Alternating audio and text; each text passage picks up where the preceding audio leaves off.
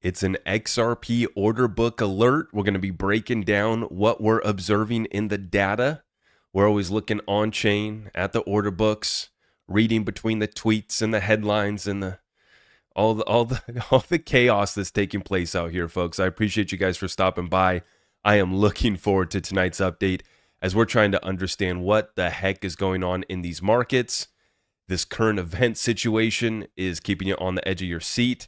We continue to pray for peace, and every single day we're going to continue to take action to prepare our family so that we can be taking advantage of the greatest transfer of wealth in world history. So if you guys are new here, my name is Zach Rector. We do this every single day. I was just hanging out with the kids after dinner here, and I was telling my daughter and son, I said, Daddy's got to go do a live show. I'm going to start doing the live shows again. And they're on Thursdays, Tuesdays and Thursdays. And she says, well, Daddy, you work every day.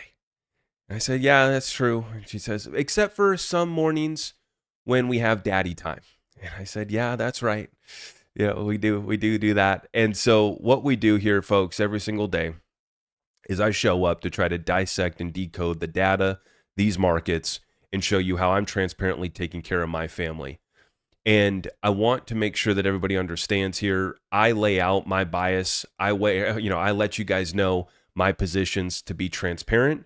I'm not here to tell anybody what else to do, but I am going to be honest always. That is one thing that I will promise you. And so if you appreciate that, we're not going to get every call right. And we sure have been disappointed in the digital asset space, and we're not going to, shy away from that. But you would be mistaken if you think that we're leaving crypto, if you think that we're not doubling and tripling up the bags, loading up our positions, and making money in the meantime. Yeah, that's important, is that we're finding ways to generate cash flow for our families, no matter whether the markets are going up or down. We have war, don't have war. It's a Democrat, it's a Republican, it's a left, right, up, down. The weather's, a good day or a bad day. We're going to make sure that we're bringing it in. And what we've done here is breaking down the broader financial markets, the traditional stock markets, equity opportunities. But we've been so focused on digital assets. And I'll give you guys an example, right? This recent run on hype, while the rest of the crypto space chopping sideways, consolidating, we were able to make 56% profit on the hype token. And that was spot trading, no leverage. Right? A lot of people will trade with leverage in crypto to up those returns. On this trade, it was just a spot trade. And that's a 50% return, which we would be disgusted with in crypto, because if it's not a 5-bagger or a 10-bagger or a 100-bagger, right, then it's not something that we get excited about in crypto, which is just this backwards, immature mentality that we have in the digital asset space that I'm trying to steer our community away from. If you've been listening to my tone and delivery and everything that we've been doing over the past, really going on almost a year, right, since XRP topped out and we've been broken down to these lows, is, yeah, we didn't think that we were going to go this low. We didn't expect to be at these levels, but we're looking at this opportunity for what it is. You buy an asset that's undervalued, and then you let the rest of the market figure things out here. And what you're seeing is capitulation across the crypto market. And I want to highlight that the XRP community is staying the course. Yeah, some people are fly-by-night tourist investors in XRP, but for the large part, you got a community here that's been focused on fundamentals and utility. And just like I laid out in the update that I dropped earlier today, this American crypto bull run is what I call it. And it happened after the November 2024 election, where we saw XRP, XLM, and HBAR outperform the rest of digital assets. Ethereum, Chainlink, Solana, all these other cryptos that outperformed in 2021. And we, for us in the XRP community, we're having all this FOMO because we're just holding bags of XRP. At least I was in the 2021 bull run, and we're watching all these other projects run, right? And maybe you guys did make money on those. And then you're kicking yourself because you're thinking, oh, I should have allocated more there. But then out of nowhere, seemingly, for the rest of the digital asset space that wasn't paying attention, the rest of the masses that were first learning about crypto, XRP takes the stage by storm, right? And we outperform the rest of the space. It's one of the most hated rallies in crypto ever. And the crazy part is that it was stopped short of where we expect it to go, but all of the fundamentals are still lined up. In fact, I think that this is part of one great big psyop to get retail distracted and out of digital assets. One, most of retail that came to digital assets was playing around, no real strategy, trying to trade meme coins, trading, DeFi, hopping around, playing around here without acquiring positions in these blue chip cryptos, we could call them. And they got left behind, right? XRP, XLM, and HBAR. They just started to run. And you've seen it here over the past 24 hours with XLM. These are the types of announcements that we've been waiting to come across the tape. The DTCC, 100 trillion assets under their custody, settling trillions every single day, whether it be stocks, derivatives, or government securities. They're moving trillions of it every day. And 2 to 3, now we're approaching 4 quadrillion per year in value is being transferred. And they just said it's coming to the Stellar blockchain.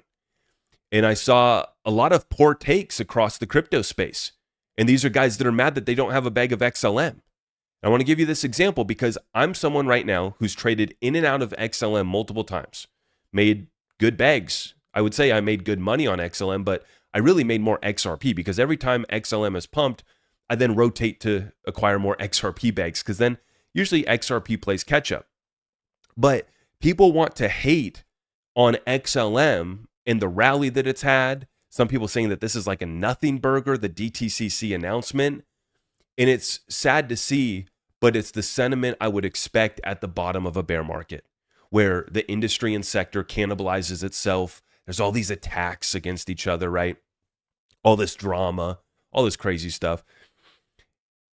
But if you've stayed the course here, you can see what's coming, right? Clarity Act, new Fed chair. You're watching what President Trump's doing, whether you like it, you love it, you're worried and concerned, or you don't pay attention at all. We've just said, get on the right side of the transfer of wealth. That is one thing that we know has not changed. We have not deviated from that path.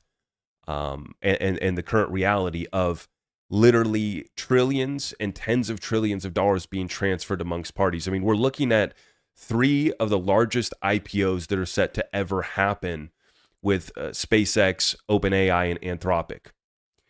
Now, you add in Ripple into the mix too, and this is one of the best times to be in the markets. The difficulty here is that a lot of people aren't able to get there, whether they've been distracted or whether the rampant inflation and the current economic conditions have kept them from being able to invest. And so we've been able to put together a platform that puts the fundamentals in front of folks every single day. But then you see that I try to supplement by looking at these other opportunities. And this is very important to understand. You have a lot of people that just are flipping crypto without understanding macro. And we've used the macro analysis to understand, okay, why is crypto not bouncing? Why are we not, moving back up yet? And it's because of the macro situation. It has nothing to do with the crypto fundamentals, which continue to get stronger, especially for digital assets like XRP. But when you got a global conflict that it could potentially be a World War III, right? We debate back and forth. It's a conflict that has people to catch a bid or to place a bid on crypto, right? That's the point that we're trying to get across. Whether you want to call it a war, a conflict, whatever, people are scared to bid on crypto in this environment. The other thing that's taking place is the liquidity crisis and debt crisis, with interest rates elevated and no signs of relief on the way, even with the incoming new Fed chair and a hope and a prayer that we'll get some rate cuts that will provide some sort of relief. The bond market is giving everybody that wants that the biggest middle finger ever. See, I used to just say that the bond market was giving the Fed the middle finger. The bond market is giving every person that wants lower rates the middle finger. And what I mean is that this goes into the real economy. Credit card debt, student loan debt, mortgage debt, now credit card delinquencies, all of this data, the PCE inflation that came out today on top of the other CPI and the producer price index, all inflation metrics are moving in the wrong direction. And so I've been urging our community to stay liquid and not get ahead of our skis, not get too excited yet, because that's still going on. But to lean into that opportunity for what it is, embrace it, and understand what comes on the other side. So we're going to get right on into it. I appreciate everybody for stopping by here tonight. I just wanted to warm up. This is, once again, our Thursday live show. We're going to do this every Thursday at 10 p.m. Eastern. And then the new live show on Tuesday, we've moved that slot to 1 p.m. Eastern. So it's 10 a.m. on the West Coast for me. And then we'll be back on our regular time on Thursday. But if you guys haven't already, make sure you subscribe, hit that notification bell so you don't miss any of our updates. And let's get into it. We also are going to be doing Q&A at the end of this update. But this is the Axios White House mouthpiece at work right here. Axios. Right, we get the report this morning, not May 31st. Mario Nafal messed up the date right here. That was today, May 28th. But if you go back on the timeline, on April 8th, they said that we're inching toward a framework. April 22nd, done in a day or two. May 6th, closing in a one-page memo. May 20th, close to signing. May 31st, which actually they meant to say today. May 28th, reached, but Trump needs Trump's approval. So that was the headline today, is that we got a deal. We just don't have Trump's approval or the Iranian leadership approval. But it's a deal. Right? There's substance there. Sounds like me trying to explain to my teacher why my homework, why it's only half done. Is the homework assignment done or not? Yes or no? Is there a deal? Yes or no? Right? And of course, these negotiations work like this, but you just have to laugh. I was watching it this morning live with my son, having my coffee, saw the headline, 7 weeks running, same headline, over and over again. And so it jolts the market, but we'll be watching here because the escalation continues over the past few days. Iran state media said that they got a U.S. aircraft. That was a drone. Apparently a drone went in there today. Iran fires on American ships in the Hormuz Strait. Emerging reports of third clash in days. So just in the past couple of days, we've had almost a handful of clashes here. And the reality on the ground is what we have to look at, right?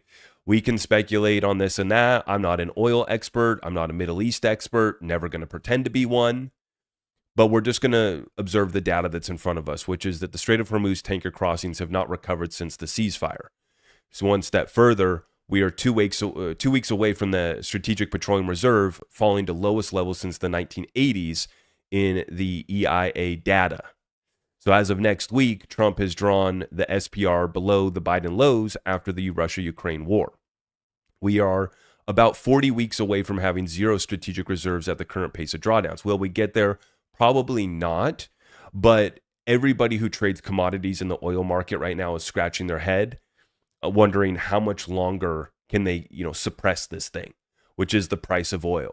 They've done a pretty good job of bringing it back down, but I'm going to show you here on the chart that the law of diminishing returns is at play here, meaning that with every time that we have Axios put out this headline trying to calm markets and make everybody think it's okay, we're having a diminishing effect every time that they do that because they've done it so many times.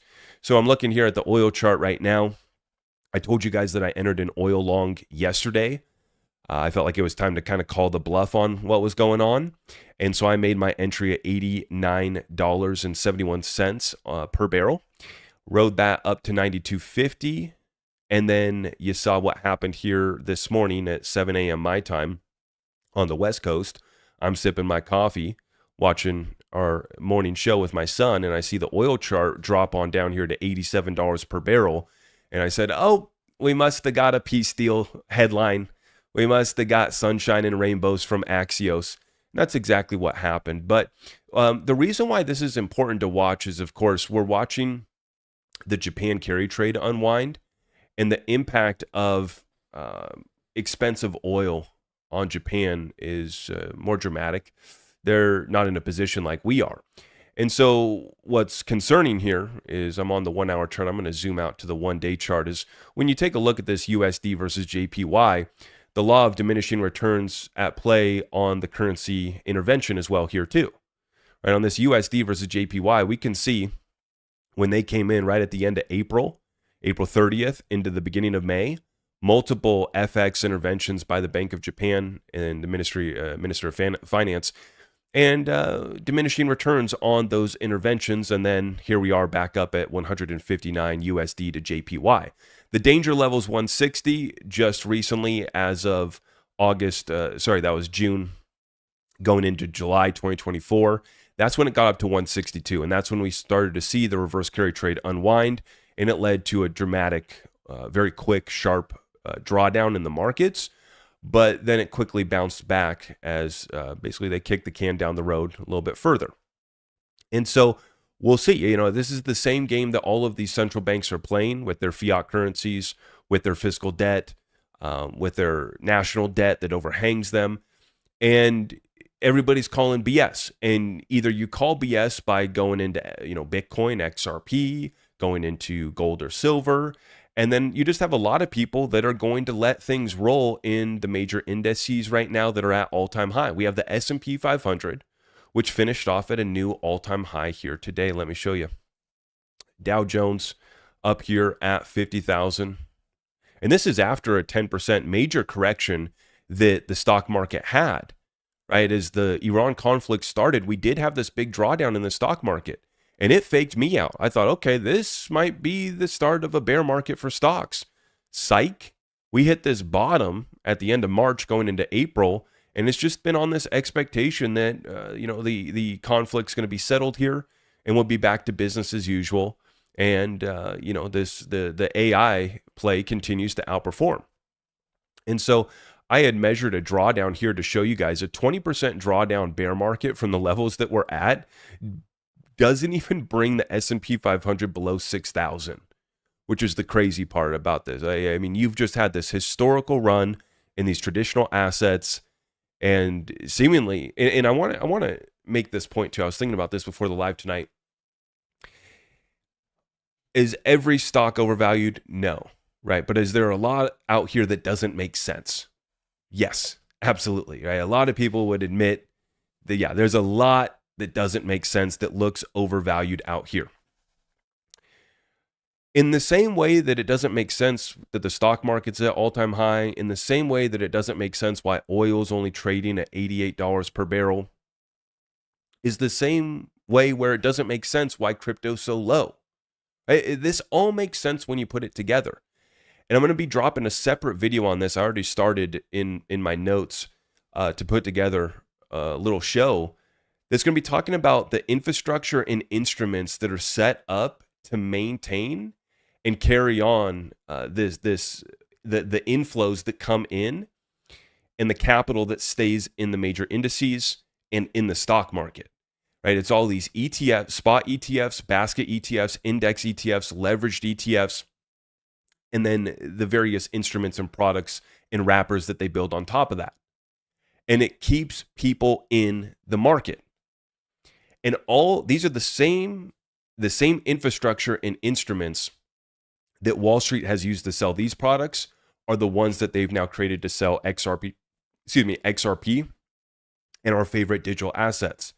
It's why when I look through and I do my coin reviews, I'm looking at cryptos that are going to get spot ETF listings along with basket ETFs and index ETFs. And we've seen it with XRP. Multiple spot ETFs, multiple leveraged ETFs, multiple basket ETFs that'll be included in index ETFs as well too.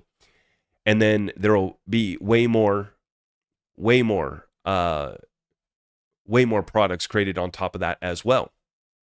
And so it's easy when you're worried about inflation, right? And for a lot of folks, you're going to park it somewhere. And so I think this is why a lot of complacency can be seen in the stock market with folks just letting it ride, saying, okay, yes, we're at all-time highs, valuations don't make sense, but we're going to continue to let it ride. And I think that the opportunity to rotate into digital assets is fantastic right now. For many of them, they're going to do it too late. And for me, the problem that I've worried about is the potential for the same drawdowns that you could see in crypto, I think present themselves on some stocks, individual stocks, not the major indices, but the major indices have always had big drawdowns during these big correction periods. So you can't rule that out. But if I have the same downside risk on crypto, and then I evaluate the upside potential on these investments, and it's just far greater on a lot of these digital assets. Now, for stock pickers that have picked, the chips, the AI plays, the infrastructure for the AI build out, they've had a heck of a run that has been comparable to digital assets. I will admit that. We've had some people in our Discord group that have showed me the amount of money that they've made on some of those plays, and it is awesome. 5 baggers, 10 baggers, real runners, right? But it's just like we would do in digital assets, right? At a certain point, you say, okay, I got to de-risk. And I want everybody to understand how much capital is ready to rotate with these big SpaceX, Anthropic, OpenAI. I mean, what are we going to be at? 5-10 trillion in IPOs just from those three? You add in Ripple and others, right? With a stock market at all-time high. And I think that what ends up happening is people will start to move and panic once we get those bigger drawdowns in the stock market. And so when those inflows do rotate into digital assets, it's going to be so aggressive, which is why we continue to plead that you're paying attention and taking advantage of these low prices that are coming in during the cycle right now. Now, continuing on with the update, I wanted to show you guys, I did confirm my registration. We're going to get into crypto right now. I did confirm my registration for Swell. That is the conference that Ripple hosts, and they've combined the Swell conference and the Apex Developer Conference into one. And so anybody can show up to this now. Really, I think that you just got to register. And I wanted to let everybody know because they're about to up the price. You get the early bird special. If you get your tickets to this right now till the end of the month, it is $600, and then they're upping the price to $1,000 after May 31st. So I just secured my tickets today to make sure that I got that locked in. Next step is to get the hotel, but I wanted to make sure that everybody was aware of that. And I'm really looking forward to meeting all the community members in New York City, and then we'll be back to report on this conference that really is just this institutional bankers conference.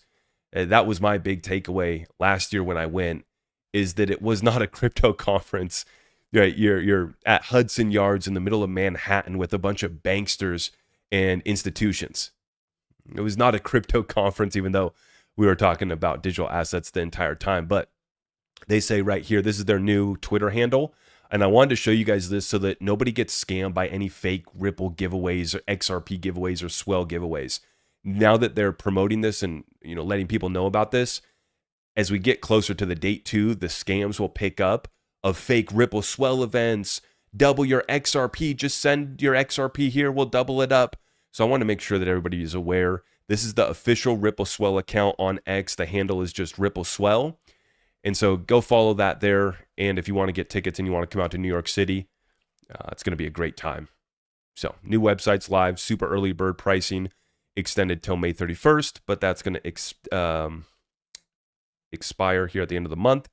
And then call for speakers closes tomorrow. So if anybody is looking to speak at Ripple Swell, any developers, anybody in the ecosystem, we do have a few, folks that work at some of these banks. I had some really good conversations with folks at Ripple Swell. It was a really good time. But we are going to highlight here, Ripple just got another award, Top 100 Cross-Border Payments Companies for 2026. You look at the list of parties, there are a lot of Ripple partners in there. But Ripple getting another award. And then I just wanted to move to this, guys, because this is the point that I wanted to drive home here in today's update. We're going to get to this and then the order book on XRP. Take a listen. This is Stuart Alderati talking about Ripple becoming a one-stop shop. This is what I've been referring to as they started to make these acquisitions. I've kind of been describing Ripple as the one-stop shop for the past year as they added the custody solution, the stablecoin solution, and now the treasury solution in the custody. I mentioned the custody, but the prime broker solution as well, too. So let's listen to Stuart Alderati. So if you're a company, if you're a large or medium-sized enterprise and you want to adopt crypto into your platform, either for payments, for custody, for tokenization, for liquidity, for treasury management, we become a one-stop shop to do that. So I wrote down this list, right? I'm going to repeat it for you guys. It's payments, it's custody, it's tokenization, liquidity, and treasury management. So you have 5 pillars in the infrastructure that Ripple has built out here. What's important to note too is the legal aspect of this. With XRP having clarity, not being a security, you know that that's already got a lot of institutions and banks in the door. And with the Clarity Act right around the corner, this is setting up Ripple to be perfectly positioned to be leading the next bull run once again. And when you start to realize, when I went to Ripple Swell last year, they did such a fantastic job of explaining how all of the various partnerships, and Brad Garlinghouse did a good job of this too, explain how all of it came back to XRP, or at least most of it, right? There's some, flows, there's some liquidity venues, there's some things that they do that doesn't touch XRP at all. We all understand that, right? But what was really put together for me was all of these institutions that Ripple lets, take the stage, and then they were explaining how they're going to integrate XRP into their business. And this is not, just any Joe Blow. This is, Citibank, etc., BlackRock, right? They all these players were in the room speaking on stage, and even if they didn't say how XRP was coming, right? You had Brad Garlinghouse, Monica Long, and some of the other Ripple team members.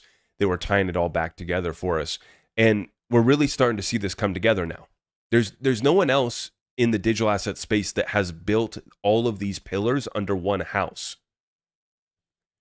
That's why it's such a unique opportunity. I think the Ripple equity, even at some of the numbers that I've seen and heard being thrown around lately, with Ripple equity up at, 150 to $200 per share, and even higher prices on some of the recent buybacks, that valuation, I think, is still significantly undervalued. And I think that when Ripple goes public, they're looking for XRP to be at a much higher price, in my opinion. I believe that they want to compete and get to that level that the Anthropics, the OpenAIs, and the SpaceXs are at, which is into the trillions on that pre-IPO valuation. And to do so, they need a much higher price of XRP. And I, think that they just need the Clarity Act to really set in motion all of everything that they've built out, right? All of this infrastructure, all the pipelines. They're ready to turn it up to full liquidity, and we haven't seen anything yet. And one of the other things that I wanted to add to this list, right? Stuart Alderati lays out payments, custody, tokenization, liquidity, treasury management, is the agentic economy. As I've started to use AI more in my everyday workflow and started to really dig into it over the past couple months, and then we interviewed Chandler Fang from T54, who Ripple invested in, and they are partnered up with for bringing AI agents, this agentic economy, and AI build out to the XRP ledger. And this is another utility for XRP and the XRP ledger that positions it so well, right? This is a tweet from Chandler Fang, said, had a great time yesterday at the Agentic Finance Forum with Ripple, Franklin Templeton, and Cambrian Network. Glad to bring together a strong group to discuss the agentic economy and the infrastructure needed for agentic finance to scale across institutional and consumer use cases. I'm going to be making a separate video going in depth on this and breaking down why the XRP ledger is so well suited, being so fast and cheap and efficient for the agentic economy. I'm going to do a full video on that, so make sure you guys stay tuned for that. But this is another utility use case that increases the addressable market that XRP is going after. And we always said, right, is XRP going to get all the money? Is all of the DTCC flows going to be on the XRP ledger? No. Is it all going to be on Stellar? Some people would have you thinking that over the past 24 hours, right? Some negative Nancy's. I'm selling all my XRP to go into XLM. Yeah, sure you are. Sure you are. You'll be back like the rest of us. And that's all I've ever done with my XLM, is just traded it back into more XRP. Even though I am a long-term believer in XLM, this has always been a multi-chain game. But what we want is to get a piece of the pie. And when the DTCC flows are trillions per day, quadrillions per year, you don't need a big slice of the pie to be talking about pushing up XRP, the native asset that is in the first spot with the auto bridging mechanism of the XRP ledger. I'm going to break this down in that video that I make on the, how well suited we are for the agentic economy. And then the tokenization that comes next, and the pools of liquidity that get built out with XRP, right? As people want to tokenize on the XRP ledger, They're going to want to build out the liquidity for their asset in XRP. And so to do so, that's going to drive demand for XRP as well too. So I'm going to put all of this together. And I think that and I was running through some of the numbers today. Right now I'm using Grok and I'm using Claude. So I go back and forth and I run them against each other. And I was going through the numbers today on how much XRP could get burned if we really picked up the amount of transactions on the XRP ledger from the agentic economy and agents being on the XRP ledger, and just additional institutional adoption. And so just kind of playing with the numbers. But this gets us back to the equation. How do you get to a high price of XRP? And it all comes back to, if me and you and a lot of other Joe Blows and regular folks and then institutions, right, are hoarding XRP, that's all XRP that gets taken out and becomes not available for those flows of liquidity and those utilities, which drives a higher price of XRP up. And so we'll be putting that together for you guys in an upcoming video. I'm looking forward to that. The title of today's update, XRP Order Book Alert. After this, we'll get to the Q&A session. I appreciate everybody for stopping by. If you guys haven't already, please help us out by liking this video, sharing it out far and wide. We need to let everybody know that the live shows are back. Come on back. The bull run's about to start again. If you left crypto, you need to get back in here. We are printing money. My last few trades, we're all printing cash, and we're going to continue to pile it into these digital assets that we know will outperform. And what we're looking right now is the order book on XRP, and it tells us something interesting. It tells us that there's a wall of passive buyers that are scooping up as much XRP as they possibly can at these levels. And that's why we didn't get that bigger drawdown that I have been expecting yet. It's because XRP buyers are showing up. And I'm going to show you exactly what I'm talking about. Not speculation, just to the data. And this is from Dom TraderView 2 on X. I'm actually going to give him a follow. I do appreciate his TA, and I've shared it quite a few times on my show. And so shout out to Dom TraderView 2 for sharing some good TA. He pulled up the order book on Coinbase, and he says it's still heavily skewed towards bids, which are buy orders. You got bids, buy orders, sells, which are ask. So bid, ask. But we are heavily skewed toward bids, nearly 7 times on the large bands. And he says this is important. Now, this doesn't automatically mean price go up, but it does mean it's much easier to move price meaningfully up than down. The book is simply intentions.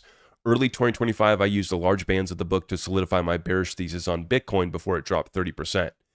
So when you look, your order book analysis, I think, is one of the best when it comes to analyzing markets. And this is not just for digital assets. This is for any market that you're trading.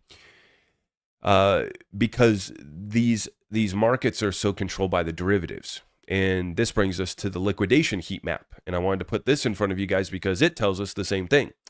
There's a 2.26 billion, and this is the notional value that would be liquidated. It's a liquidation magnet sitting above XRP right now. Price has been grinding down from 1.48 to $1.30 all week, but that yellow band between $1.34 and $1.40 isn't going anywhere. When price sweeps that zone, it won't be slow. And so I'm going to pull this up full screen. Liquidation heat map, big yellow bands right up here, is going to show you where there's going to be a lot more money to be made for the market makers if they push XRP up versus pushing it down. And this is what I like to look at when I'm trying to determine which way is the market about to move short term, and even on the higher time frames too. But you look at this and it shows you how the market makers make the most amount of money. And right now it would be pushing XRP up. And it gets violent right on the way up because there's so little sell orders waiting to sell at these levels above us. Once again, like Dom showed us, there's a 7x bid to sell, bid to ask difference there. And so there's 7 times more buys waiting on the order book, essentially, is what that means. And it's because myself and you guys have been placing our buy orders at these levels right below where we're at, because we all know what's happening. We know we're about to bounce out of this sucker, go back into a bull run, print 5 baggers, print 10 baggers, have another party. It's going to be fun to be in crypto again. It's going to be the hot, sexy thing, the cool thing. People will put crypto back in their bio. People will make, their handle will have XRP in it again. They removed XRP from it. They're not in the XRP family anymore, right? That's not cool anymore. We're still in the XRP family. We never left. And that's why it reflects on the order book, right? You just have this passive wall of buyers. And I tell you guys publicly because I want to be transparent and I just like to lay it all out there. But then also it spreads a message of, take action now, in the sense of, if you are looking to acquire at these levels, get your orders in and don't be too greedy. As the drawdown happened last night, I let the Discord group know, down below $1.30. Send out that notification, and that's what we do, is we notify the group. We say, hey guys, market's pulling back. If you don't have your orders in now, get them in. And sure enough, we had this very small drawdown. Let's go to the XRP chart and you guys can see what I'm talking about. I'm telling you guys, don't listen to these guys that are trying to get you out of these assets right now. These assets are absolutely going to rip again. Taking a look here at the XRP chart. I'm actually going to, I'm going to switch this over here. Well, we can start zoomed out. Okay, so last week I placed my buy order for my XRP long at $1.3311. I thought that was a nice number. And that order filled up on Saturday when we got that pullback. So I've now added to my XRP long. That position has grown tremendously. I just did a portfolio update with the Discord group, and the one big change has been how much my XRP long has grown relative to my overall portfolio. And so I bought in here, which brings down the average on this trade. I'm going to delete this now because that is now done. Job finished there. And what you see, what I wanted to show you guys is right here, $1.26.5. That was it, right? On the daily chart here, we get this pullback to $1.26.5, and then it's gone. Now, let me zoom in on the chart, and I'll show you guys how long this actually lasted. It's less than an hour. In fact, let me go to the 15-minute chart just to give you what I'm trying to show you. Right, so you got XRP, it pulled down here over the course of about an hour, and then it bounces back up. And within a couple hours, it is back above the $1.30 level. Not to say that we don't come back, but for these people that are calling for XRP has to go to $1, XRP has to go to 90 cents, that is there. That potential is there. But over the past couple months that we've been consolidating in this range, and I'm going to zoom out now back to the daily chart. What I have been telling you guys is that I'm not trying to get too greedy. If you guys want to wait for sub-dollar XRP, I hope that your orders fill. I pray to God, that they do fill. What I worry about is that, one, we don't go to that level, but two, it happens so quickly that your order might get skipped over, might get missed, right? But what we're looking at here is XRP consolidating in this range after we did do the big drawdown to $1.12 at the beginning of February. During this entire time, I have been expecting a pullback. I drew my chart, final bear market low. We did not get the final bear market low. We got back down to $1.26. That was at the end of February, right as the conflict started. And then we get this consolidation. Finally get a fake breakout up to $1.55 a couple weeks ago. And we didn't buy that. We didn't worry about that. I waited, and then I sniped it here at $1.33. And the levels that I've told you guys I'm buying at is right above $1.20. I'm not going to tell you the exact cent now, though, because I don't want too many people front running me. But I'm front running $1.20. I'm going to be front running $1, and I'm also going to be front running 8 cents on H bar. And now I'm kicking myself for being sidelined on XLM. Because as I laid out in the update this morning, these were the best performers from the American crypto bull run the first time around. And I think that they're going to do really well. again. And all it takes is one headline like you're seeing with XLM, and that sucker's off to the races. Now, short term, I think that XLM will cool off. I'll pull up the chart right now and we can take a look at it. It's been just blasting off. Today really went crazy, all the way up to 21, almost 22 cents on XLM. And so, XLM, this is one that did pull back into my target region. I just didn't have an order. I wasn't looking to buy any XLM. I was kind of sitting back on this one. And, really there's no digital asset treasury company for XLM besides, I guess you could say, the Stellar Development Foundation. But when I look at projects in digital asset treasury companies, I don't include the foundations that run the project, right? I'm trying to look at other companies. Who's setting up a digital asset treasury company outside of Ripple? Who's setting up a treasury company outside of the Stellar Development Foundation? That's what we're looking at. And Stellar didn't have that. And then I think it might have one ETF. You guys can correct me if I'm wrong. Is there any XLM spot ETFs out yet? I think that there's a couple on the way. But with XLM, this one doesn't take much to move. It's just like with XRP. When those inflows arrive and they come in violently, that market just gets bid up so quickly. And so in just a couple of days here, this was an asset that was trading at just at 14 cents last week. And now you get this bump. Look at this. I mean, this is tremendous. 40% on that bounce in just a couple of days. And so, all of this to say, all I'm doing is averaging in. There's no special secret sauce about timing this bottom perfectly. Anybody that tries to present that story is just not being honest. But what we can do is try to catch the bottom range, and that's what we've been talking about, right? That's why on all these charts for XLM, I got my red box. On Flare, I had my red box. Look at that, we broke well below. Flare's been breaking down. XDC filled up my red box. Still have another lower order block right here. And by the way, titling this update XRP Orderbook Alert, I showed you guys the order book on Coinbase there, which is big because when the American investors want to pile into XRP, they do so on Coinbase primarily. And so we watch Coinbase closely to see when America wants to pump XRP. We watch Upbit when we want to see if Korea is pumping XRP. And during these bull runs, it's kind of a back and forth. Asia pumps XRP, the West pumps XRP, right? We just kind of go back and forth.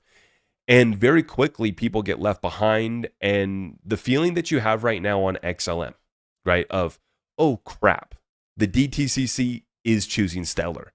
And now you want to FOMO into XLM. I want to FOMO into XLM. I think, golly, how was I completely sidelined on XLM?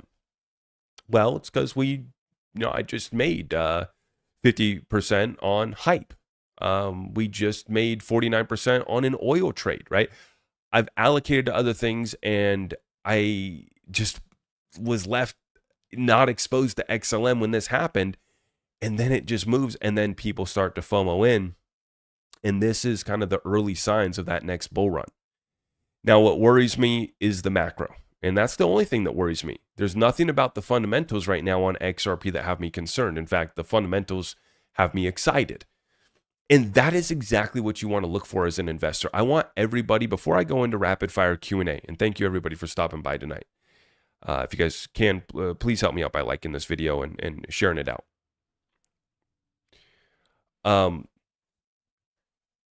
Well, I'm just going to go into Q&A because I feel like I'm already running behind on where I wanted to be with you guys.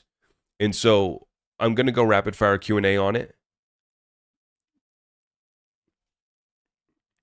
I needed some bullish XRP views to keep my spirits up from Zach. There you go. You got it.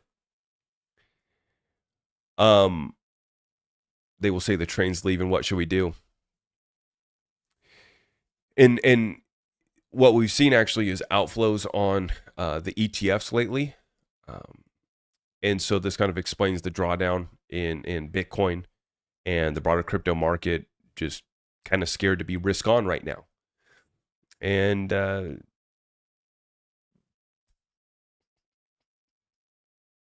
sorry, there was one other thing I wanted to include, but I had missed it. That's okay.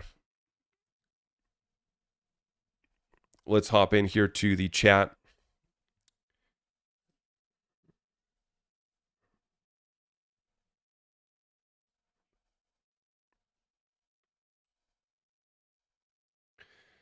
Glad the lives are back. Thanks, Zach. Yeah, you're welcome.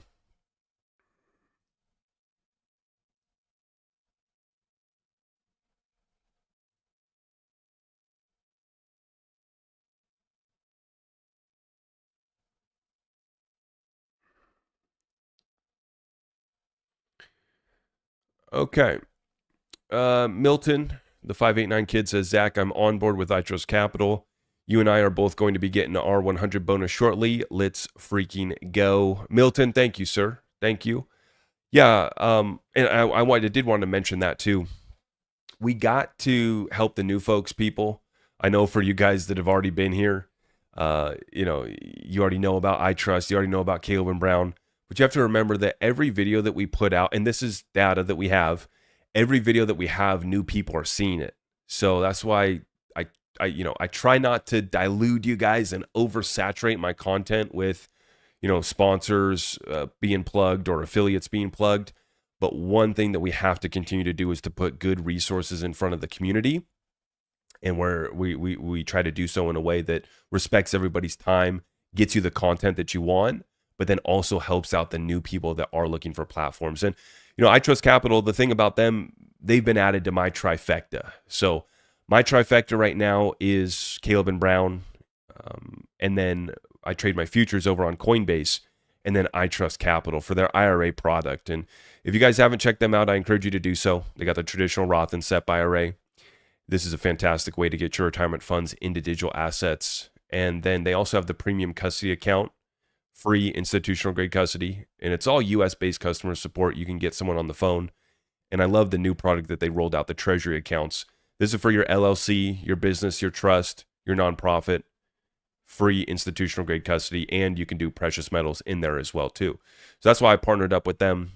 And when you guys use my link down below, you will get a $100 funding bonus. So I like to have options. I use a few different platforms, but this is a resource that we think a lot of people should be taking a look at. Even though there's limits to the IRA and what you can do there, it's something to take advantage of, especially you start to add family members. And now with the treasury account too that they have for, having your business holding digital assets, and it's all in free institutional grade custody too, which is important, guys. I mean, I don't think that there's any reason we should be paying AUM fees for holding our digital assets. That's why I love the platforms that we work with. It's completely free on the institutional grade custody side. So yeah, thank you for the comment there. The Pentagon pizza tractor is going ballistic. Okay. Yeah, it's been busy over there. Legend says, don't FOMO into XLM. It'll retest lower levels. And that's exactly why I'm waiting for that pullback. And then I'm probably going to move. Glad the lives are back. You bet.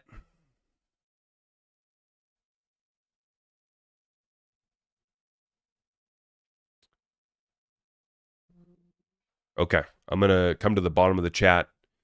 Did you see the Uphold? Caleb and Brown is great, except I always have to convert the Australian dollars to US dollars. Yeah, I've had no problem with that. I mean, I only use US dollars on their platform and then have my crypto over there. And I just love Caleb and Brown for cashing out bigger positions. They have no withdrawal fee and no withdrawal limit. Pick up the phone and get on the phone with somebody. It's unmatched personal brokerage service. So yeah, it's just must have. This is the trifecta for me. Like I said, it complete setup. I trade my futures like oil, XRP long. I do that on Coinbase, and then the retirement funds over at iTrust, big bags of XRP and other crypto at Caleb and Brown, and yeah, that's worked out well. Cheers from Argentina. Where's everybody coming out from tonight? But yes, Sergeant Freedom. Yes, I did see the Uphold is delisting DAG. That's a big bummer. I sold all of my DAG at the end of the year. I did some tax loss harvesting, sold all of it, and I haven't gone back in. Just waiting to see what the next steps are going to be with this transition as they've been acquired. The Constellation team has been acquired, and now they're a public company, AI Squared. And I'm still waiting to see if I want to move back in on DEG. But yeah, currently right now I don't have any exposure. And I did see today that it was down substantially because Uphold was delisting it, which is natural and to be expected because I think there was a lot of people from the XRP community and just already Uphold users that, in the DEG community, they only have so many places to buy DEG, right? It's not on a lot of platforms. So I've tried to get DEG. I think it's available for a couple things, like you can sell it on Caleb and Brown. I don't think you can buy DEG on Caleb and Brown, but you can sell it on Caleb and Brown. So if you have DEG and you need to sell it, you can move it over to Caleb and Brown and sell it there. And then I talked with iTrust Capital too. It's just too small of a project. It's like a 40 million market cap and not very good liquidity and not good storage solutions. So not good for DEG. The delisting from Uphold is not good for DEG. That's very bad.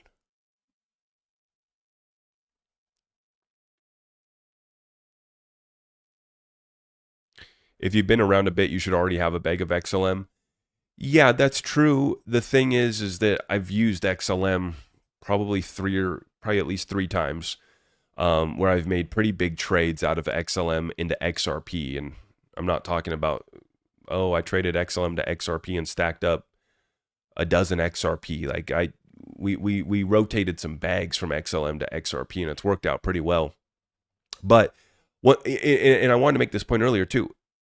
I said this in the video that I did 2 days ago when the DTCC news came out, is that everybody in crypto should have been cheering that.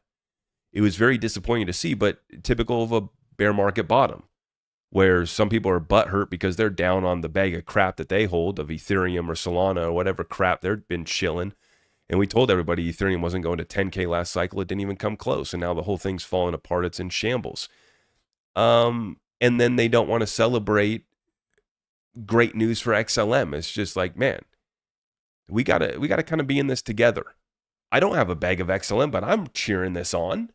Pump XLM, leave me behind. Like, respect the pump.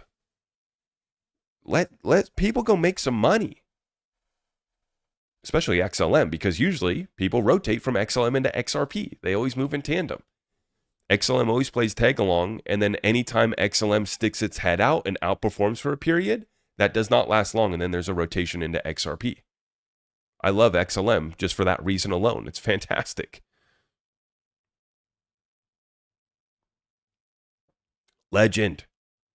Good to see you, brother. Let me pull this up.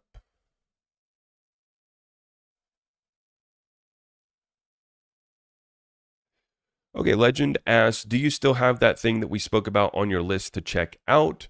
Sounds like you caught an Idaho head cold. Yes, I did catch a cold. We did catch a cold, but we caught it here in Washington State. And I was going to say, what the heck's going on?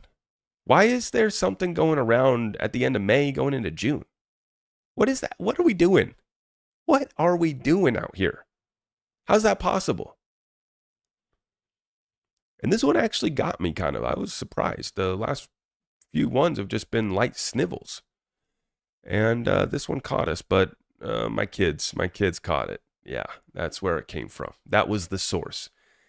And thankfully, we got through most of our Idaho trip before it kicked in. But yeah, I think I'm past the worst of it. But if you guys hear the congestion in my voice, that's what that is. But I can't blame Idaho for the head cold. I have nothing bad to say about Idaho. It was fantastic. And I'm going to have more content coming. Very excited to bring that to you guys. I think it's so important for everybody to be considering.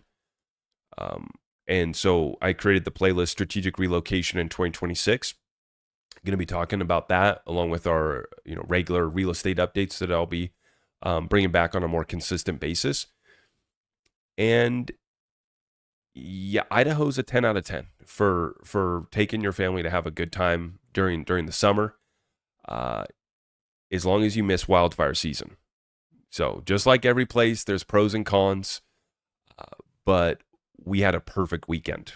We went there Thursday, we came back Tuesday, stayed there for the entire Memorial Day weekend, and I scouted out the entire North Idaho region, all of the, I don't want to, it's not really a metro, but all of the metro area, from Coeur d'Alene to Post Falls to Hayden to Rathdrum, and then we went up to Athol for the Silverwood theme park. But then we also spent a day up in Sandpoint, Idaho, which is on the biggest lake in Idaho. Fantastic beach day that we had up there.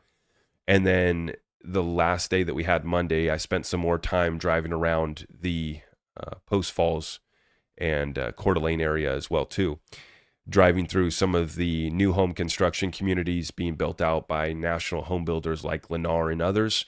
And I'm going to be putting together some content for you guys on that one. And I'm very, very excited to share that with you guys. Got some really good data, good findings, and there's nothing like getting boots on the ground. And that was what I wanted to do. That was the whole point of the trip, was to vet it out for a strategic relocation for my family, my businesses, and my wealth. And that's the whole point of the strategic relocation playlist, is to discuss those things, right? Your family, your business, and your wealth. And sometimes all three of those things are in different places, different states. And so that's what we're going to be talking about in the strategic relocation playlist. But Legend, to answer your question, the first part, yes, you wanted me to take a look at Lantern Finance. We're going to get that done. And I will have an update on Lantern for you guys this week. What do we have? Tomorrow's Friday. I'll be able to take a look tomorrow. I'll be able to. I already did take a look. I just didn't finish, so I'll get that done for you, Legend, and I'll put out a little piece of content on that, just giving my honest review of Lantern Finance. I just saw that Coinbase added the ability to borrow against your. Well, they've already had, I think, the ability. Coinbase just added a way to borrow against your XRP. Uphold just added a way to borrow against your XRP with a credit card, and I'm very excited because we know that iTrust Capital is working on ways to borrow against your digital assets as well. And so I'm excited to see more of these solutions coming to market. You guys know I'm just going to be honest. Some of these products are great. Some of these products sound great, but they don't work out, right? And then some of these products are something I wouldn't want my worst enemy to touch, And so we just have to be honest. And I'll take a look at that, though, Legend, and I'll have an answer for you tomorrow on that. Okay. Where am I at with Canton? Summerlin is cooler than the rest of Vegas. Yeah, I'm interested in doing some content on the Vegas market there too. I've been studying that one. Nevada's a prime target, especially for business and wealth for me. Not so much moving family there, but for estate planning and different entities and different business that we could conduct there. But the desert scares me. So, Canton. And somebody asked, do I still have buy orders by $1? Yes. Yes, I do. Okay, let's pull up the Canton chart. It's just been consolidating in this range, the structure here. We drew out the markers and it did come back down to, the levels of support that we were expecting. And it's just been chopping sideways. Did pump back up to 17 cents here over the past couple weeks, couple moves back up here, but hasn't been able to break out yet. So I think this one is ready to be a big winner in the American crypto bull run, as I'm calling it. And by the way, this isn't to say that it's just like the whole world revolves around America. I know that us Americans kind of act like that. We kind of act like that. But the point being is that, what we saw happen after the 2024 election and what we're about to see with the Clarity Act and this midterm election too. In fact, I saw Eleanor Terrett had put out a summary on how crypto had done a great job.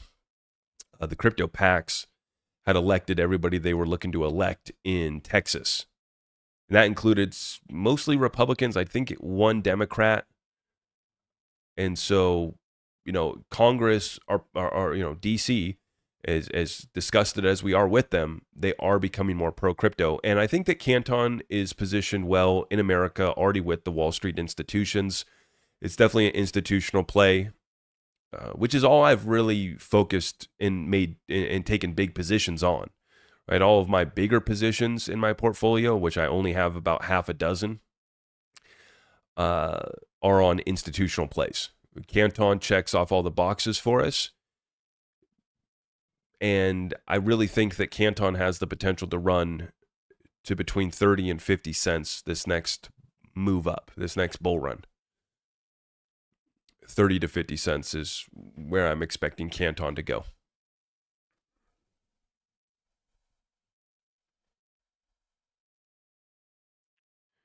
Caleb and Brown does not let you lend against your XRP or your assets currently. I know it's something that they're working on.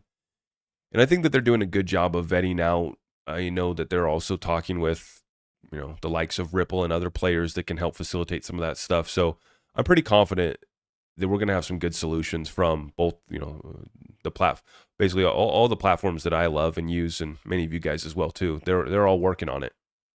And the big thing is, I was having a conversation with somebody, and I've said this to many people too, because everybody asks me about, XRP yield, XRP DeFi, XRP returns. And I just say, I'm not concerned about making 4% on my XRP right now. I want to see, whether it be DeFi or centralized finance, I want to see a method to the madness that is done in an environment with regulatory clarity in a way that's going to be sustainable. And a lot of that doesn't check off those boxes for me right now. And a lot of it just presents too much risk for me to take any considerable position in. Sure, if I wanted to throw 1,000 XRP at some of these protocols, I could, and I have. I threw a couple hundred XRP at Flare, and I'll be doing a follow-up on Flare as well, too. I know a lot of people have been asking me about that. Flare has been performing bad. And so what happens here is that even if you're making more Flare tokens, or insert XYZ DeFi token. If you're making more tokens, fantastic, but if the token price against the dollar is going down, you're not getting ahead. And so, yeah, you might be staking for 10, 20%, but if the token goes down 20, 40, 50% or more, like a lot of these DeFi tokens have, then that program doesn't work out so well. And, at the end of the day, with a lot of these platforms, you're going to give them XRP, and because there's no native way to stake XRP, they're going to do various strategies. They're going to trade. Somebody's trading something to generate a return for you. And 9 out of 10 traders lose. So it's a difficult thing to do, especially at scale. And so I commend everybody that's doing it. I really do. I tip my hat to everybody that's been working on it. And the exciting thing is that a lot of people are working on the XRP yield. It's just something I'm not jumping at right now because I think we're going to get so much price appreciation in the asset. And think about that for a second, right? If you put 1,000, you test the waters, okay, but that's not going to make a difference, right? To make a difference, we need to be able to deploy $1 million worth of XRP earning 5% per year.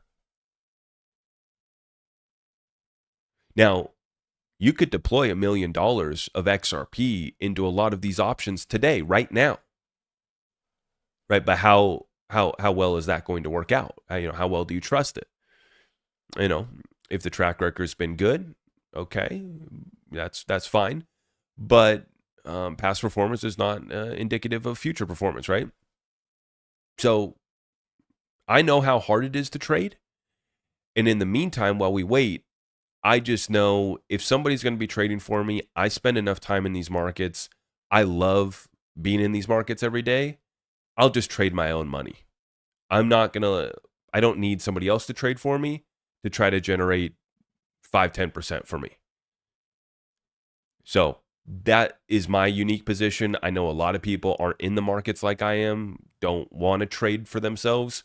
So I know that's not an option for most people, and it shouldn't be, right? But my point being is that I'm just not in a rush to earn 3 to 5% on my XRP.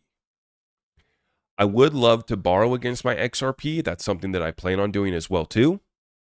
But I really want everybody to understand, what that means, the implications of that. And you better have a dang good deal on the other side of that, because currently the rates on all of the loan programs are not fantastic. This will get better and more competitive as time goes on, but for right now, there's not many people providing it, and so they can charge a pretty hefty fee.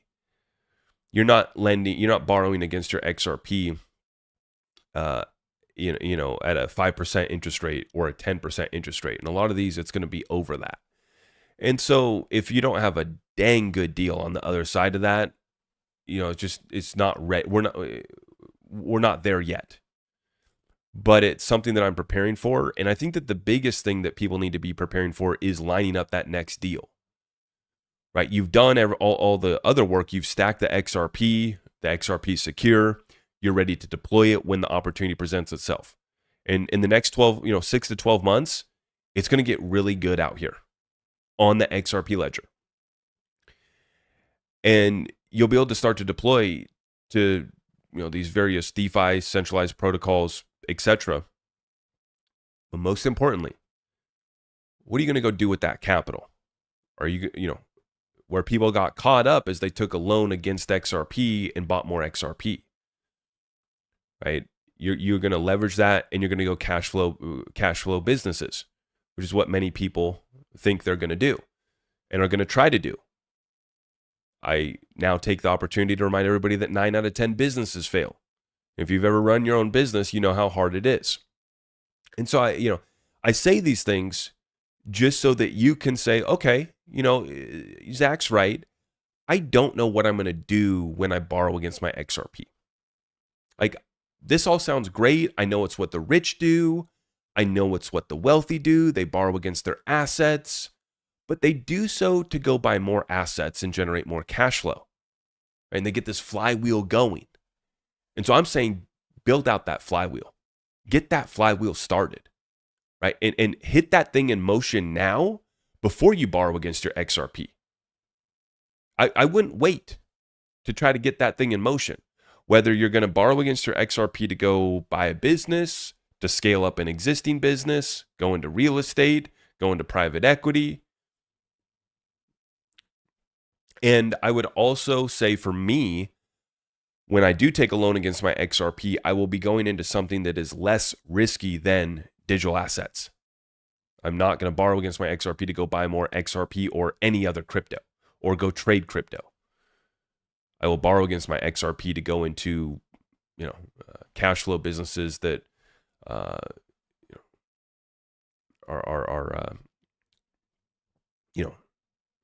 going to be sustainable.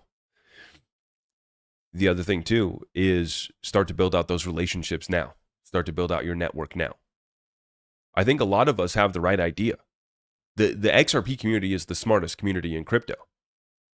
We know what the wealthy do. We've studied them. And this is what I love about the XRP family is I've met so many people here in the community, guys and gals, regular folks, stay-at-home moms, folks that have started their own businesses. You got just blue-collar guys, all the way up to literally me talking with, bankers that swell. They got their bag of XRP too. But one common thing that you've seen across the board is that you got an intelligent community that's looking to build wealth and protect that wealth. And so I think that a lot of us have the right ideas. We are taking in the right content, but have you actually taken the steps to set these things up? And I think that is something that we should all be taking advantage of right now. I know I am. I know many of you guys are as well too. And so that allows us to hit the ground running. We've also used this analogy. Get your fire going. Get something cooking. And then when you can leverage your XRP and borrow against it and go dump it like gasoline on the fire into your business that's already moving, that's what you're looking to do. Versus, I got a big bag of XRP that's turned into a life-changing amount of wealth for me. I'm going to borrow against it but I don't know what the heck I'm going to do with it next. That's not the spot that you want to be in.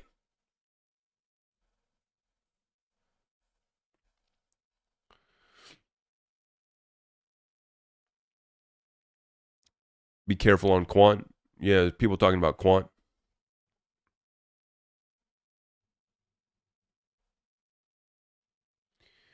VeChain Monad. I haven't taken a look at those ones in a while.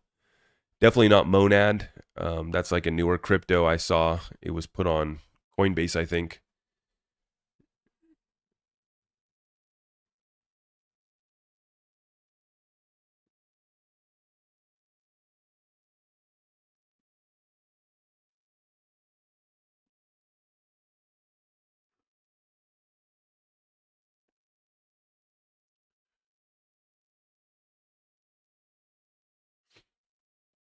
All right, I'm going to go for about 20 more minutes on Q&A, so you guys can just drop your comments, questions down below. I'll try to go rapid fire. Appreciate everybody for being here. What's the XRP alert? Basically, the market makers make more money if they push XRP up. And there's a lineup of passive buyers that are waiting to buy XRP on any pullbacks. That's why we're not getting any deep pullbacks. That's the order book alert.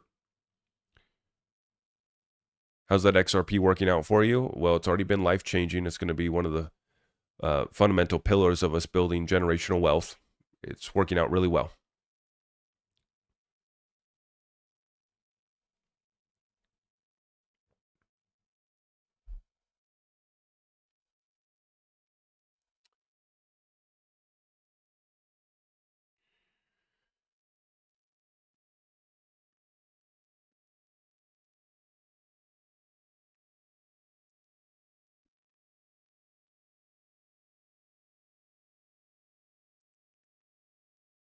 I never understood why borrow against your XRP if you don't know how to repay the loan.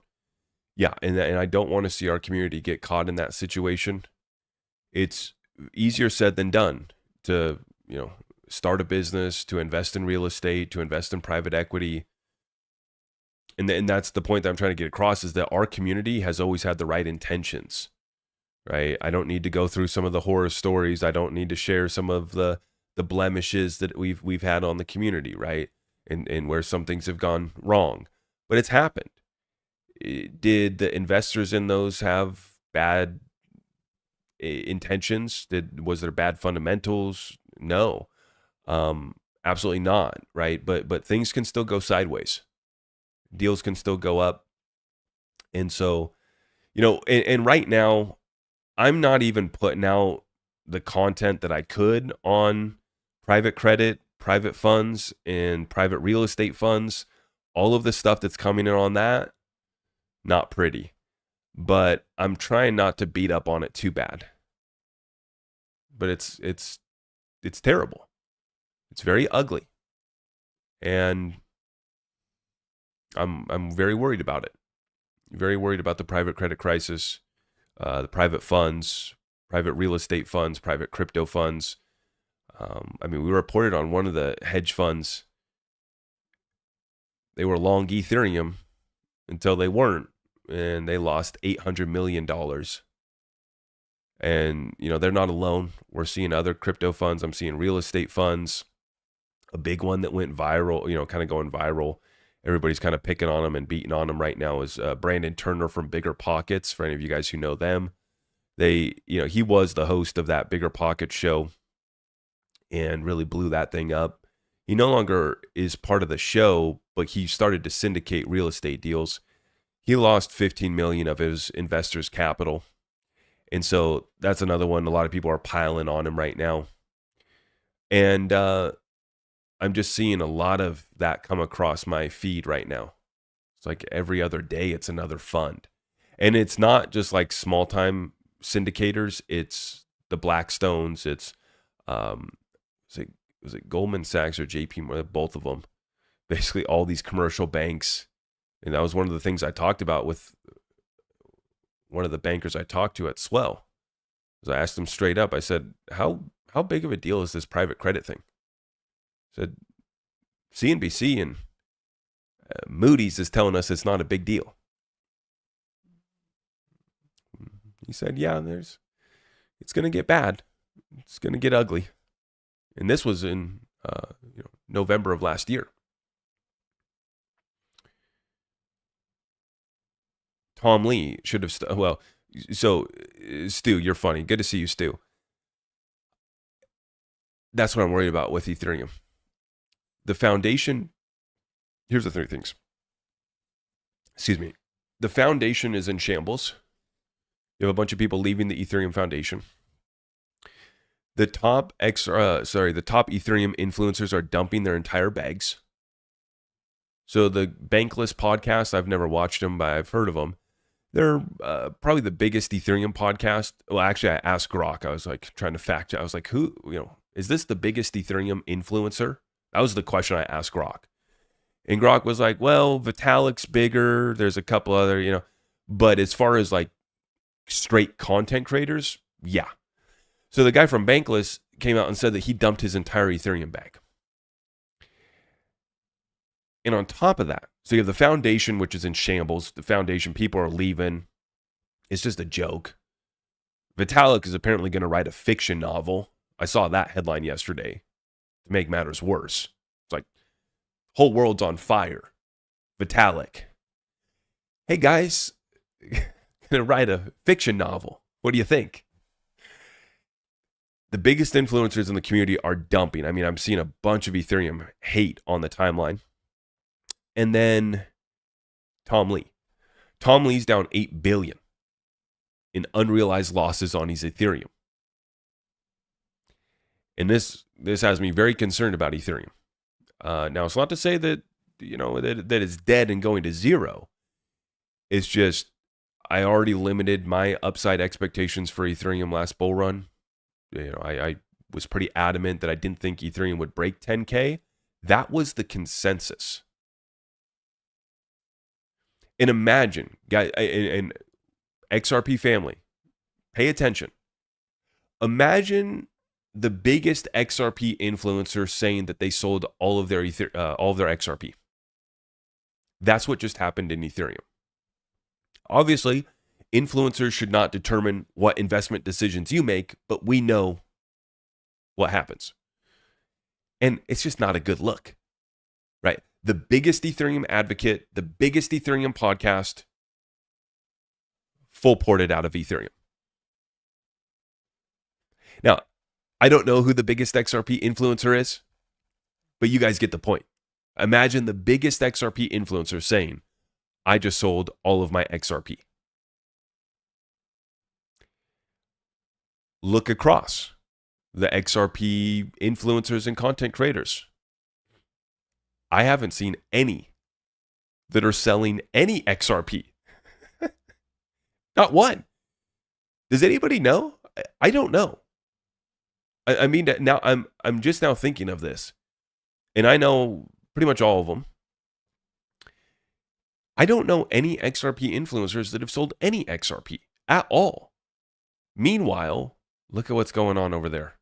And like I said, it's just like with the private funds blowing up and the bad things that are happening there. I'm not going to jump on this opportunity to bang on Ethereum, right? That's not time well spent. We want to look at the opportunities. And we still think, Ethereum, it's still probably going to be around and be used. But boy, when you have their own influencers that are explaining how the value isn't going to correlate or translate to Ethereum price, all of the infrastructure and the entire economy that's being built out on Ethereum is not going to relate back to ETH token price. That's the whole point. So Ethereum's in big trouble, but I should point out that, compare what's going on in the communities around us and how well the XRP family and army is holding their ground. XRP Pilot says, greetings from Jackson Hole. Vacay with the fam. I'm still on East Coast time, tired. That's awesome, man. I was looking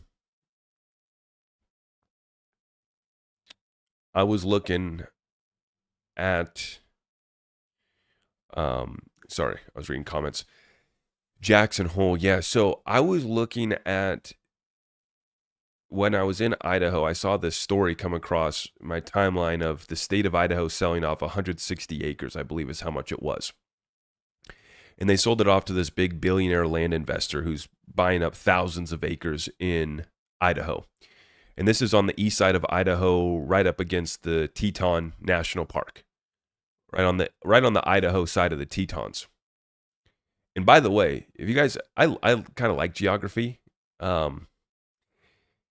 This country's so freaking big. If you guys haven't taken a look, I was blown away by how big Idaho is. Just how far it stretches out. But anyways, I was looking at XRP Pilot said he's in Jackson Hole, so this just reminded me. I was looking up. This was on the east side of Idaho, and he bought the 160 acres from the state for $5 million, and a bunch of people were upset.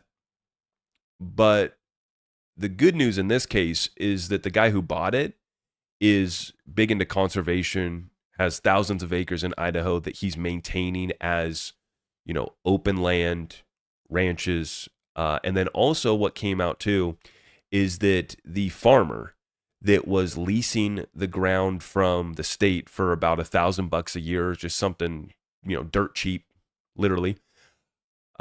The billionaire who bought the land said that he was going to honor that deal with the rancher. Now, that's what I want to do. I love that. I love that type of story in real estate, where you can make that kind of change. I had a client in my local area too. He bought 100 acres right next to where he lives at, and he bought it for his wife as a birthday present. This was my richest client. He bought it for his wife as a birthday present. They donated it to conservation and were able to write off the entire purchase, $2 million. And he was able to guarantee that the 100 acres next to him would never be developed ever again. Now, to those wanting more affordable housing, they might be arguing that, that's a problem.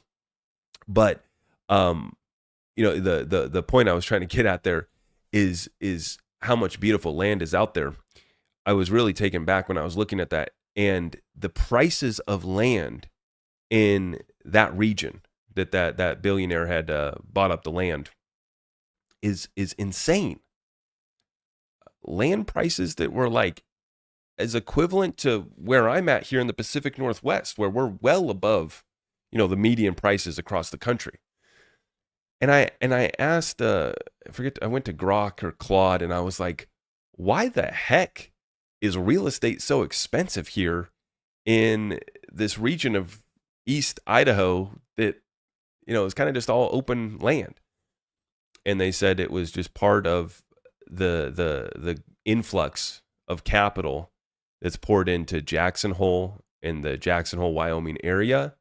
And then what people are doing is because Jackson Hole got bid up so much is people are now buying on the Idaho side of the Tetons, and they're buying up a bunch of land over there too. But anyways, fascinating, learning just, and when you take a road trip through this country, you realize just how big it is. And I forgot, I got to post a picture. On my way back from Idaho back into Washington State, I actually saw a guy, him and his wife were driving, and they had a huge XRP sticker on their back windows. It was on their backside windows. And I had my wife take a picture of it while we drive by. But I was like, it just made our day. I was like, how fitting is this? What are the odds on my way back from Idaho that I run into somebody from the XRP family? So I'm driving down the road. We're looking over, waving at them. And thank goodness my car has the automatic adjustment that saves you when you're merging out of the lane, right? Because I'm looking over we're all waving and smiling at each other, and I think the car saved it for me.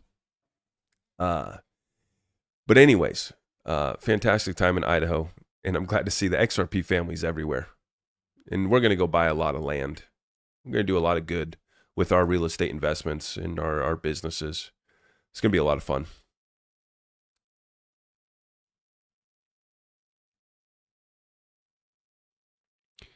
But Yeah, the other thing too is I got a chance to really try out the self-drive feature on my car. Uh, so I got the Expedition, and we got the family in there, and it's been a great car. But I don't know how people. It takes a while to get used to letting it self-drive.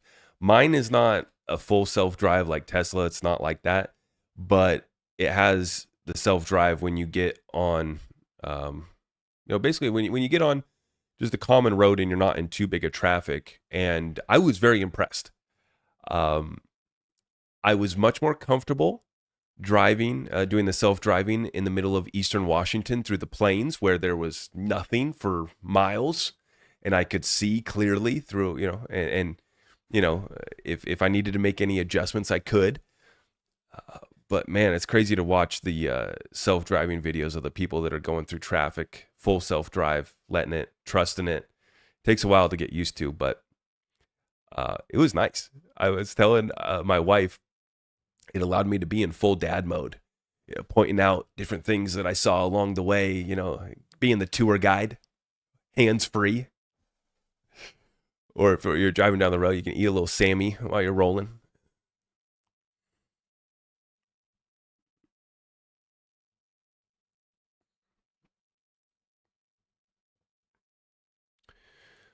Let's do 5 more minutes. 5 more minutes. Any more questions, comments?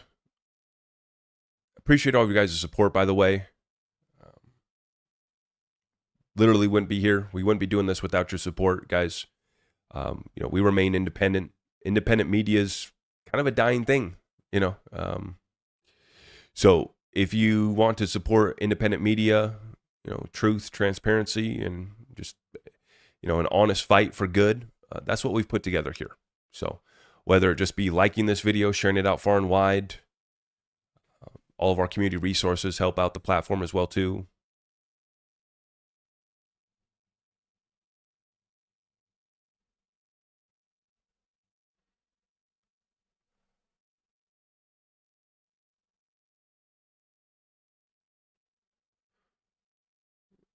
People are sleeping while the cars drive. I couldn't trust that. Yeah. Yeah. Red folder news. No new red folder news. Okay, TikTok, I'm looking.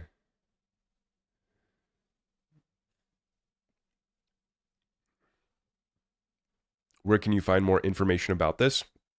So my website is my name, zachrector.com. That has all of our community resources there. For you guys on TikTok, I have the link to iTrust Capital in my bio on TikTok, so you guys can find that there. If you're looking for a platform to get started, I wish that I knew about this platform, about Caleb and Brown. I wish that I knew about these platforms back when we got started and we were onboarding. I mean, just being able to have US-based customer support and really help people and secure it so that they don't get scammed, it's so valuable to our community. And so I work with these platforms because they're here to help us and service the community. They do very honest work. They're transparent about where they're going to charge a fee, what they're going to be charging a fee for. They conduct your trades, your activity, and your business, and they don't give you much issue. We had very little issues with the platforms that we use. XLM or XRP, both. I don't have any exposure to XLM right now. I already told you guys that, but yeah. $5 next Friday. Yeah, I don't think that we're making it to $5 next Friday.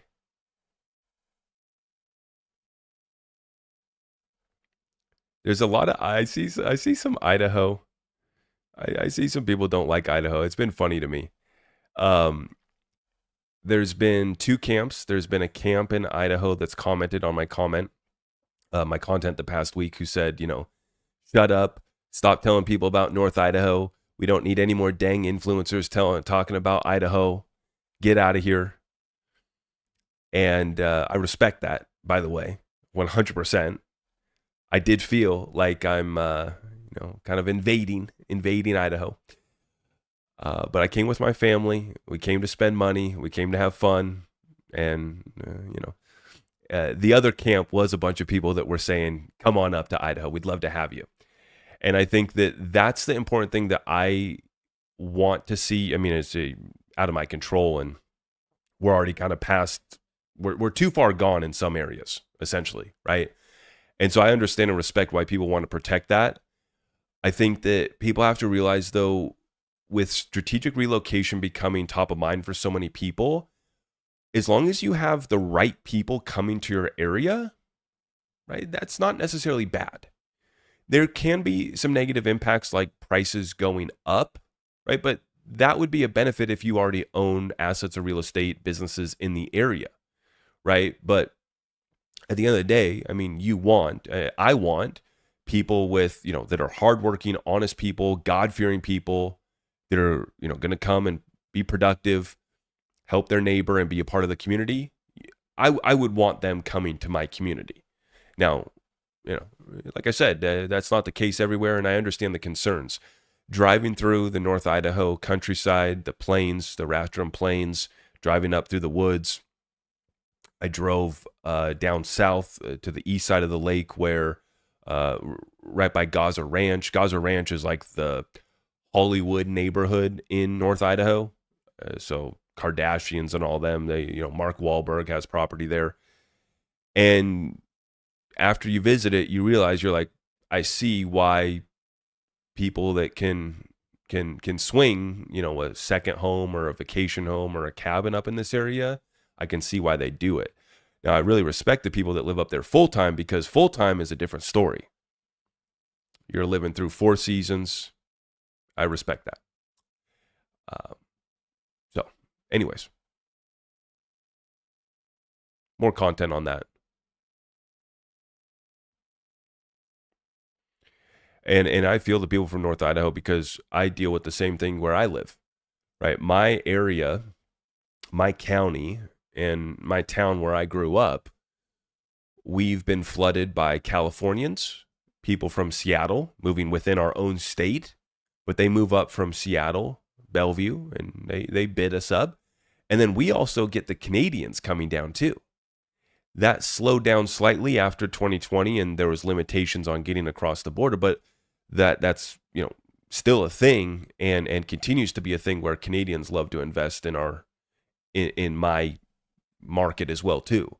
So I feel for the folks in Idaho that are worried about the Californians and Washingtonians bidding you up. They're doing the same thing in my neck of the woods too.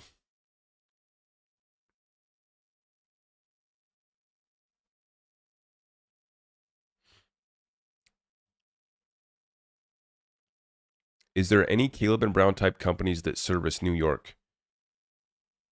I Trust Capital does, right? I Trust Capital is in New York. I'm going to fact check that.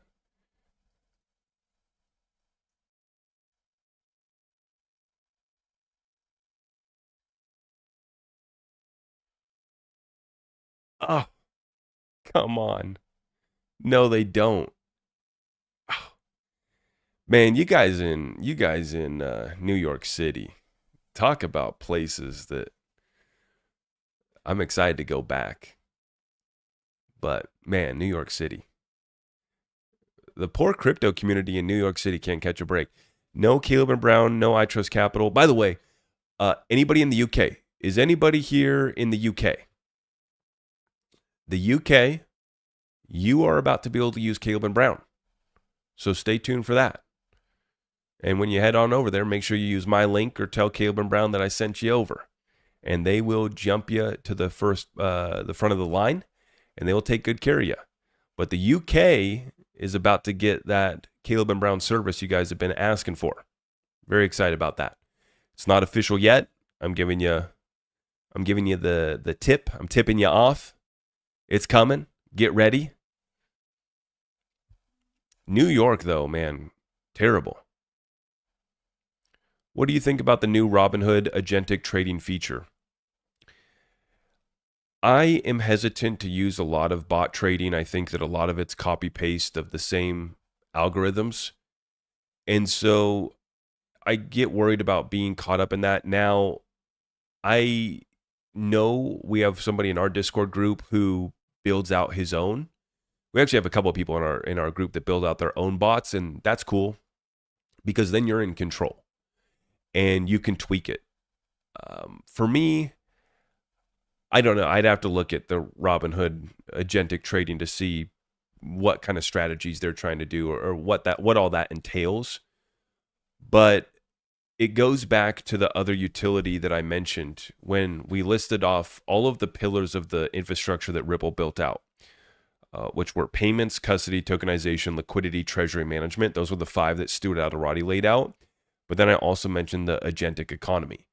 Now, this Robinhood news that hit today plays into that, right? As you deploy your own agents to go trade for you on the XRP ledger, you go have agents that are going to arbitrage between liquidity pools for you, right? I mean, you could do this 1,000 different ways. But what happens is that you get way more XRP wallets, way more XRP being burned, and a lot more liquidity will be needed as well too. You just have a lot more users, a lot more transaction, and a lot more volume and liquidity. Because it's not just going to be humans that'll be using the XRP ledger, it'll be agents as well too. And if you get into how quickly this is moving, is AI going to answer and solve all of humanity's problems? Absolutely not. Is AI going to fall short of the expectations? In some ways, it is, yes. But the improvements and what we are going to see, the real uses of it, get interesting, specifically as it pertains to digital assets, because it increases the total addressable market, but then it could also exponentially increase the amount of users and activity. So think, instead of somebody just passively holding XRP, that person is deploying, a couple agents that are constantly trading between liquidity pools on the XRP ledger, or trading between tokens on the XRP ledger, right? So, relatively speaking, when you compare to other blockchains, we haven't had much activity on the XRP ledger. I was looking at it today, and I'm going to be doing an upcoming video on it. It's going to take a lot of agents, and whether it be humans and agents, it's going to take a lot of transactions to see a significant amount of XRP burned. We've burned about 14 million XRP so far. And I went back and forth between Grok and Claude today, and basically the finding was, we're talking about a massive scale of AI agents and activity before the burn rate really drives a scarcity supply shock to XRP. It's going to take a lot. Not to say that it doesn't happen, not to say that it's going to happen tomorrow, but we move in a direction where there's going to be more. We don't know how much more that's going to be, but there is going to be more. There's going to be a lot more tokens. There's going to be a lot more liquidity pools. There's going to be a lot more agents trading. There's going to be a lot more people trading. There's going to be a lot more people hoarding, a lot more agents hoarding, a lot more institutions holding. And so you factor all this together, and it's why you just have such a strong fundamental case on XRP going to much higher prices. Because when you look at this pillar, the pillars and infrastructure that Ripple has built out, and it all comes back to XRP, there's no other company in the digital asset space that has become the one-stop shop that Ripple has. You have companies that are focused on stablecoins, companies focused on tokenization, exchanges, market makers that are focused on liquidity, custody. You have people that just focus on custody, like Fireblocks, right? But with Ripple, you have all of those, and all of it is to drive value back to XRP.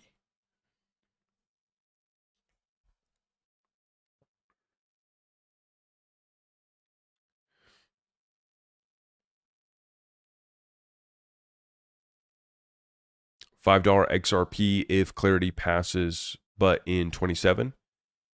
Yeah, I still, we have a run up to $5 to $10 XRP that will come. I believe that we will see that sell off before we cross over $10, just because there's going to be a order block of sell orders waiting. And so it's just not, I mean, it's going to be a very exciting time. It also won't be a surprise for our community.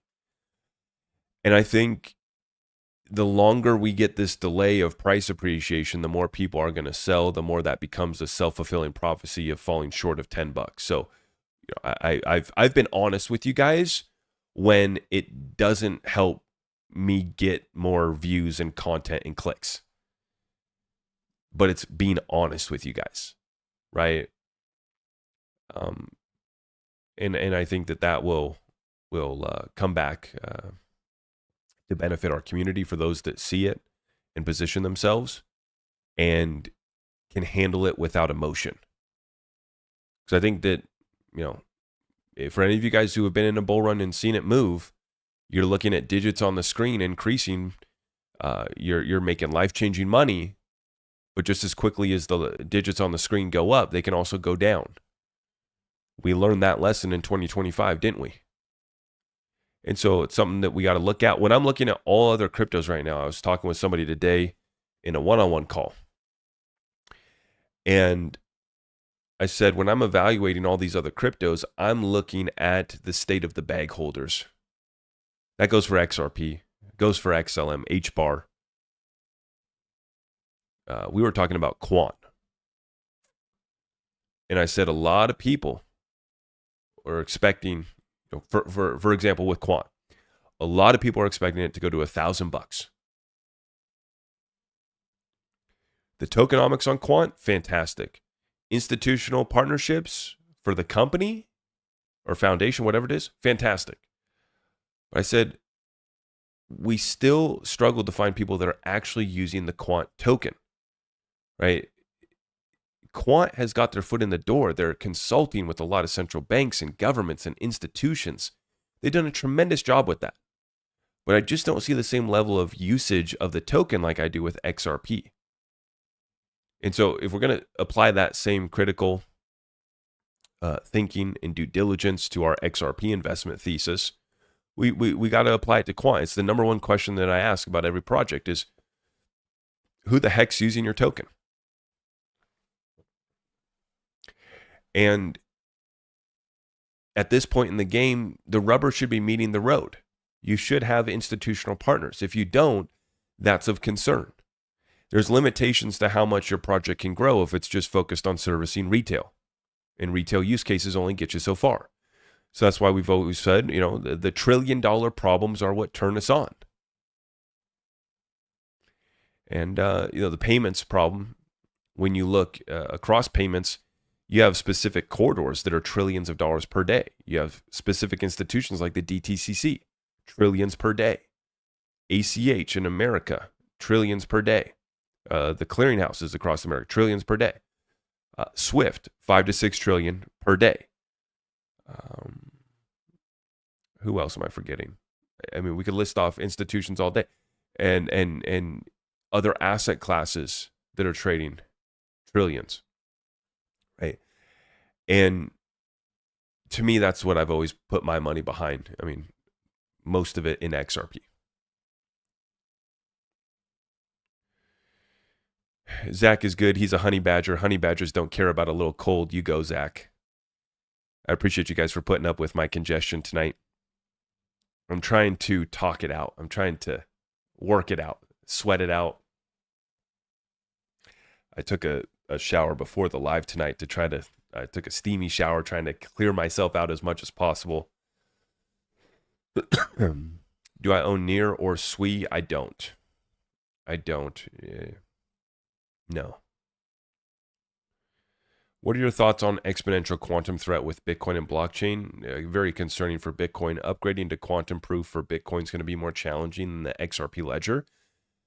I think that there's a lot of smart people working on it. I think that XRP has a better chance of getting there first and getting there at all.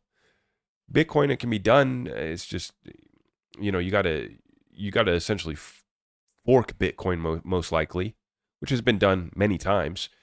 But yeah, I don't have any exposure to Bitcoin. It's one of many things that concern me about Bitcoin, one of them being the quantum threat, but I have other concerns as well too. So, yeah.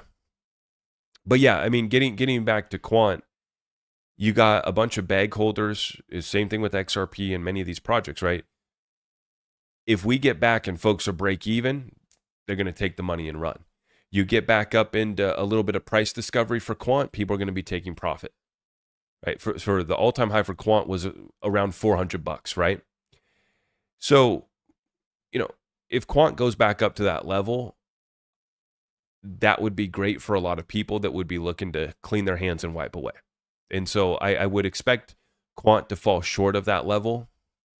In fact, as I was talking with this person today in our one-on-one call, if any of you guys do want to book one-on-one calls, I have opened back up the schedule for that. That's at my website, and just look for the one-on-ones and the community resources, and you can book a time with me if you want to sit down. I won't give you financial advice, but I'll give you honest opinions like I did today with the gentleman I was speaking with. And I said 150 to 200 for quant. 150 to 200 is where I could see it going, but I think it falls short of that previous all-time high because of the reason that I'm giving you guys here. Is just bag holders are waiting to get back to break even. For a lot of people who bought quant under 100 or under $50, after they've doubled and tripled up their money as it goes to 150 and 200, that'll be good enough. The longer these cryptos consolidate, the more pain it brings bag holders, the more bag holders are encouraged and motivated to sell. The same thing's happening with XRP. And if you're not evaluating that, if you're not considering that when you look at these digital assets, you'll get caught holding the bag. I mean, you can still get caught holding the bag even if you look at this and you just don't time the market right. You don't take profits when you do get in there. But your odds increase of being able to secure your profit when the time is right by understanding the state of the bag holders of whatever project you're looking at. So that is something, when you're doing a coin review, that should be something that you consider. I don't know how you want to demonstrate that. You could put bag holders, and then you could put doing good, down bad, no, whatever it is. I don't know what we would put for the Ethereum guys. I'm sorry, the Ethereum guys and gals in the chat, I'm sorry. We're not going to pick on you. We're rooting for you. And I like to reiterate that. I'm rooting for Bitcoin. I'm rooting for Ethereum. I'm rooting for everybody to make it. But we understand not every project's going to make it. Hope to meet you one day in Australia or the US once XRP reaches 4 digits. Cheers, legend. Thank you, man. We are going to Australia. Yeah, I'm really looking forward to that one. I'm going to take the family down there at some point. I already talked with Jim and Jake from Caleb and Brown. And I'm looking forward to that. It's going to be a good time. I said, I'm coming down there to see you guys.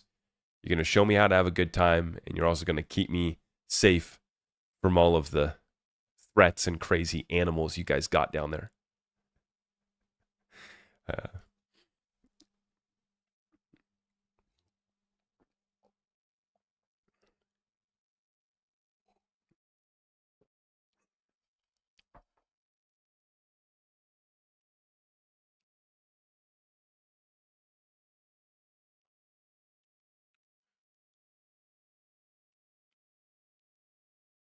Is XRP ever going up again? Yes. Yes. Let's answer that question here for everybody. XRP is consolidating at the bottom of this bear market cycle. We don't expect XRP to break down below $1. And if it does, it won't last.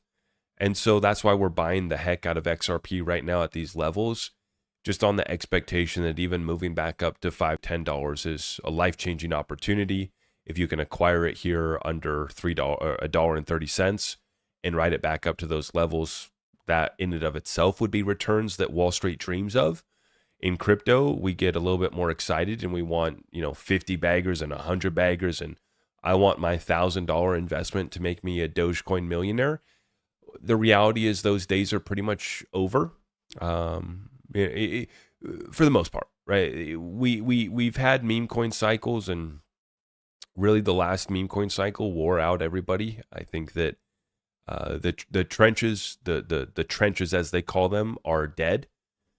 And so there will be a revival, and there will be people that do turn $1,000 into a big bag. But, I think that it's important for everybody to get very realistic about these digital asset investments that we've made. And I think that we got a lot of people that came in 2025 to XRP, right? End of 2024 into 2025. And I'm speaking to the people that are down on your XRP bag. I can't tell you what to do. I'm not a financial advisor, but I can tell you that I'm right there with you. I, yes, have my spot bag of XRP that I bought under 20, 30, 40, 50 cents. And my average on that bag is down there. My XRP long, it's a separate trading bag and position. I started going long XRP above $3.40. So if you're beating yourself up for buying the top, you make fun of me too. I top blasted the XRP chart with a leveraged XRP long. And I'm still in that trade now. So for those of you guys that are down, I can't tell you what to do. I can just tell you and show you what I'm doing, which is that I have sold off and bought back a few times, capturing profit on that trade. But I've dollar cost averaged the whole way down. And so my average when I first went long XRP at the top above 340, right, my average on that position was above 340. The position now is well under $2 on the average. I forget what the exact number is, but I've brought that average under $2. And I just bought last weekend at $1.33. And so I think that the people that are down, on their XRP, are going to kick themselves for not dollar cost averaging during this time. And I have to make the note that I understand that it's not possible for everybody to do so, right? And it does, this is how markets are. Markets can be brutal. And for a lot of people, right, if you took an allocation, for example, retirement funds, right, and you deploy a big bag of retirement funds, that's your nest egg, right? This isn't like taking your income and investing every month. This is that effort that you put in over 10, 20, 30, 40 years that you're now deploying, right? And to see people taking big haircuts on that, knowing that that's where that money came from, breaks my heart. And so, that's why we do what we do. I'm not a financial advisor, but we educate our community every single day on how to understand these markets, how to evaluate cryptocurrencies. And the opportunity is tremendous. We are making a lot of money. We will make a lot more money here in crypto. But it's always the most difficult to invest during the best times to invest in these assets, which is what we're going through right now. The sentiment is terrible. Nobody around you cares about crypto. People that were all in crypto are not paying attention anymore. The biggest Ethereum influencer and podcast host sold all of his Ethereum. I put all of this together. These are all bottom signals. I told my Discord group this a couple weeks ago, that I had a bottom signal data point on my viewership on my YouTube channel. And I said, guys, this is one of the best data points that you could look at. You have one of the top XRP YouTube channels. We bottomed out on views in March. And it's been steady back up ever since. And this is my third bear market. So this is just business as usual for us. Seeing huge swings in my portfolio, I'm used to it, but I'm 31 years of age. So I can stomach a lot of this. I can make a lot of it back. And when I got started in investments, it was in 2018, and it was digital assets. So all I know, up until the past few years when I started to trade other assets like precious metals, started trading futures and whatever. But that was all I knew. All I knew was crypto. Pumps, dumps, chaos. That was my investing experience. And it took me a few years to realize that my investing experience was a distorted reality. My expectations of turning my $1,000 into $1 million, I needed to, come back down to earth. And that's part of a process that a lot of people go through. And whether you're new in this space or old and you've been here for a while, I think that because it's moving so quickly, right? There's a reason why we stay tapped in. It's a term that I use. Stay tapped in with us. It's because it's always moving every single day, right? You get an announcement like the DTCC, XLM pumps 50% in 2 days, right? And the same thing's happening in the stock market too. I think it's one of the best times to be in markets. It's just, it in a way, it kind of helps that I, like for example, up on my shelf, I have the book Intelligent Investor by, what's his name? Benjamin Graham. Classic investor book. The Intelligent Investor. It's like one of the fundamental books that you read as an investor. A lot of same philosophies as Warren Buffett, etc. It's like one of the investing Bibles, you could say. I never read that book. I've intended to. I meant to.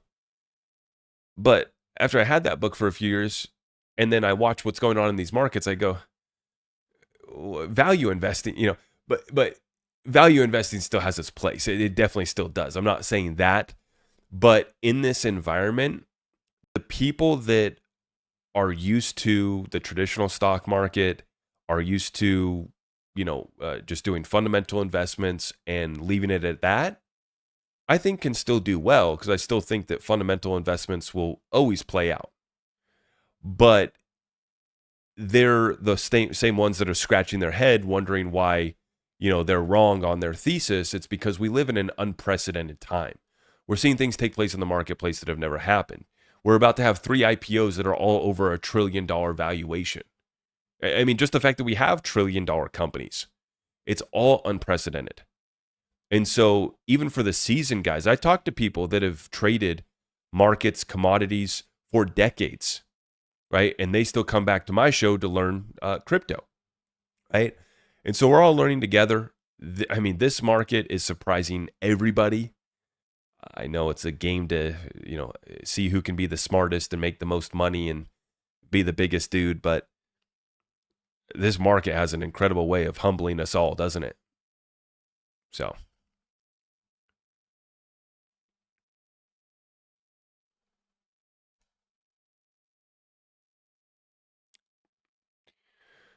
But with that being said, I am going to wrap up tonight's show. I appreciate you guys' comments. Thank you so much. Guys, I appreciate doing these live shows. I hope that you do as well. I know that it's a long 2-hour show here tonight. We went way longer than expected. But I was just vibing with you guys, and I really do enjoy the time. As always, with these market updates, I try to get done with the update in the first 30 minutes or so. So if you missed that, you can always tune in for the first 20, 30 minutes of our live shows if you just want the market update. But then I try to dedicate the rest of the live show to the community, to questions, no paywall, complete access. Just show up, bring your comments, bring your questions, bring your criticisms, bring your ticker, bring me some alpha. I don't know about you guys, but I'm so ready to make a bunch more money. Like, we're going to make a killing. And I like to remind you guys of that during these times when I know how difficult and dark and challenging it can be out there. So, stay the course, stay locked in, keep learning. I hope that we can provide educational content. I know, I show up every day trying to learn, and it's just for me. I'm just glad to see that our community is hanging together so well, considering everything going on, and it tells me about how well we're going to perform during the next bull run. So for that, I am very excited. I hope you guys are too. All of our community resources are available at zachrector.com. I greatly appreciate your support, and may God bless you all. Thank you so much. We'll see you.